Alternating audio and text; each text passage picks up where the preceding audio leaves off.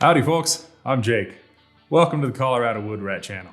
This is episode 1 of the truck camper conversion series. This one, I'm not building anything, I am tearing it all down. I bought this truck knowing that it was going to be a big project and that it needed a lot of work. But you don't buy something like this for as cheap as I did without knowing that there's going to be a lot of time spent on it.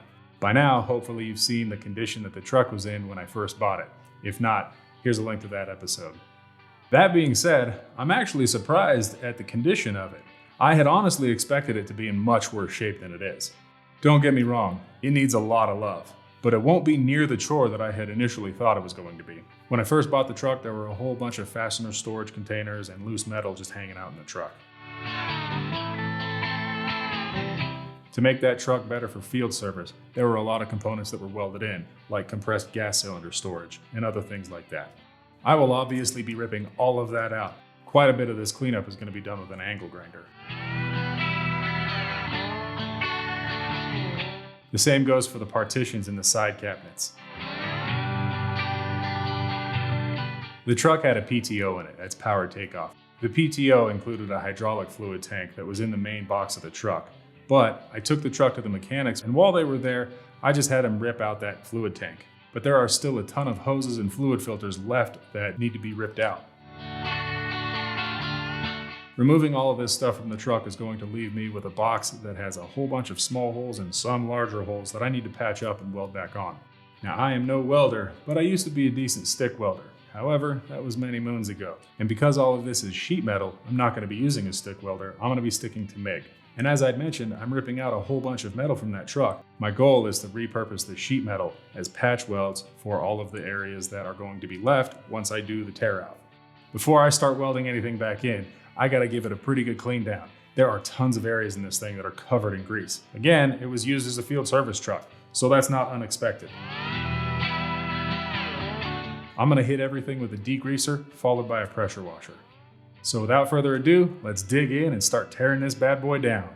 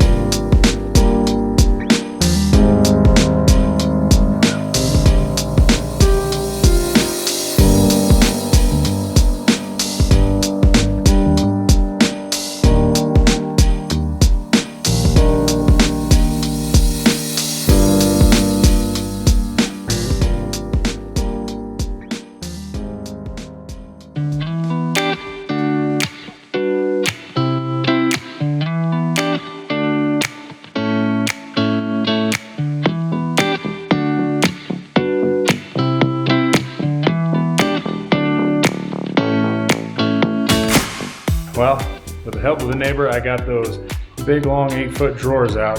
They're now sitting on the floor, and I'm going to work on cleaning those up. I'm gonna hit them with a degreaser, let them soak, and then hit them with a pressure washer. These will eventually get repainted, but for right now, I'm just gonna focus on cleaning them up.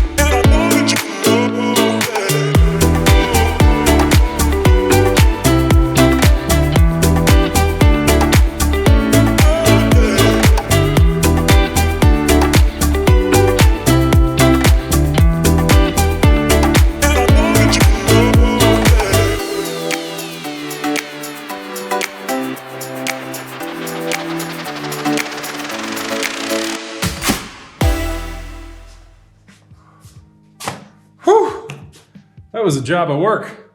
A lot more than I thought it was gonna be, but I should have probably expected that. Everything that I wanted to take out of there and remove is now out of there. It feels really good. It opens the space up a tremendous amount, even more so than I had initially thought. I went at it with an engine degreaser, cleaned everything up, power washed it. It's looking really good now. And I gotta say, I'm looking forward and pretty excited about starting to weld on it. I tried a couple different tools for removing all of the shelving and all of the welded on components that were in there. An oscillating tool just was not tough enough to get through those welds. So for the most part, I just used a cutoff wheel. There were some components that were welded in there by the utility company, welding bottles, storage they had in there. That's all gone now. And for some reason, there were these extremely high wheel wells that were welded to the inside of the cab. I ripped those out because they're completely unnecessary. There's about 1.5 foot clearance, and that truck does not deflect down enough to ever be an issue. All of those little welds that were on the inside from where the shelving was tack welded on, I used a combination of flap disc and grinding wheel to get those flush. It's exposed metal right now, which isn't ideal, but being in Colorado, we don't have to worry about rust as much as other places do. So eventually I will end up hitting those with a rust converter and primer. It also feels really good to have those side compartments completely cleaned out now, at least of the material. I still have to go in and patch up all the little holes that were welded in for the hydraulic system.